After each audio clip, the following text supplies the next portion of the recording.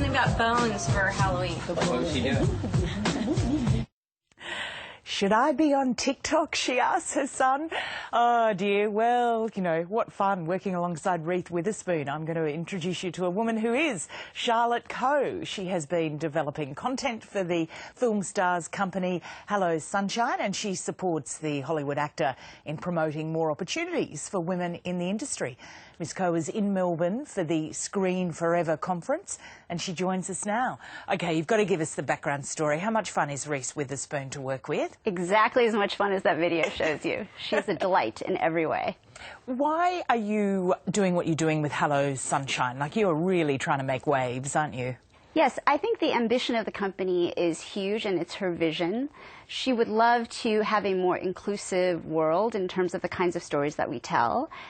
And I think people understand, too, that stories from the female perspective are not meant just for women. They're really meant for everyone.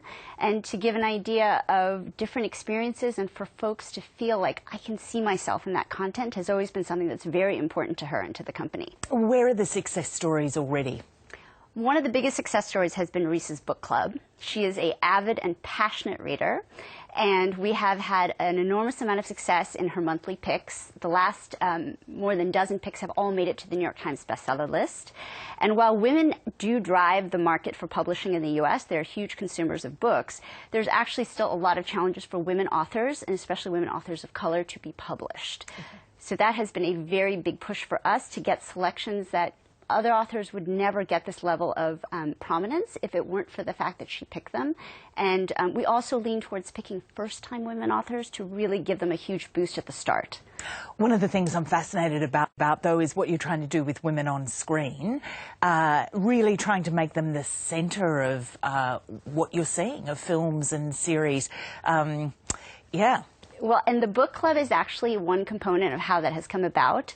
A lot of her projects have been book adaptations, whether it's Wild or Gone Girl or Big Little Lies, and a lot of it feeds into this idea that it opens up the imagination of what is possible for women. It opens up what motivates women beyond just the classic stories of romance and family, but that there's a much wider canvas that they want to paint their lives on, and it makes for really interesting television and film as a result. So what does the future hold? The future for us, I think, is to really build a very strong consumer brand across the globe, ultimately, and for Hello Sunshine to be recognized as not only a women's brand, but as a brand that stands for positivity, for offering solutions and optimism towards women's issues. But if you've done the series, you've done the book club, podcasts, I'm assuming. I mean, what other platforms are there out there?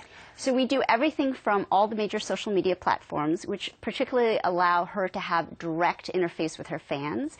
It allows the book club to feel a sense of community, and it allows the Hello Sunshine community to feel that there's a place for them to discuss and feel good about women's issues. So the social component is big. The YouTube component will become larger. And then there are audio originals with Audible that we've done that are memoirs of notable women, as well as the podcasts. And then there's unscripted television, which is a new area. We've just launched a show on Netflix called Shine On with Reese. Can I just ask you there, you know, talking about Netflix, Netflix is spending $15 billion over the last year. Disney, HBO, similar amounts. That surely can't be sustainable.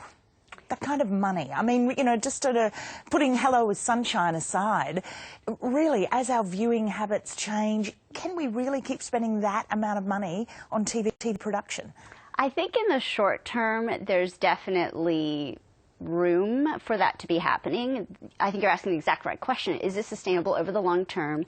How many services will the average person be willing to subscribe to? And how quickly will they churn away from one service to the next is always a big question. And it will remain to be seen. It's a great time to be a producer, obviously, because all that money is there and they're willing to take bigger risks because each needs to build its own distinctive brand based on the original programming it offers. Charlotte Koh, it's been great to have you on. Say good day to Reese for us. We definitely will. Thank you so much. Thanks. Before we go back to Michael in the field, I just want to bring you the latest information about what we know from the catastrophic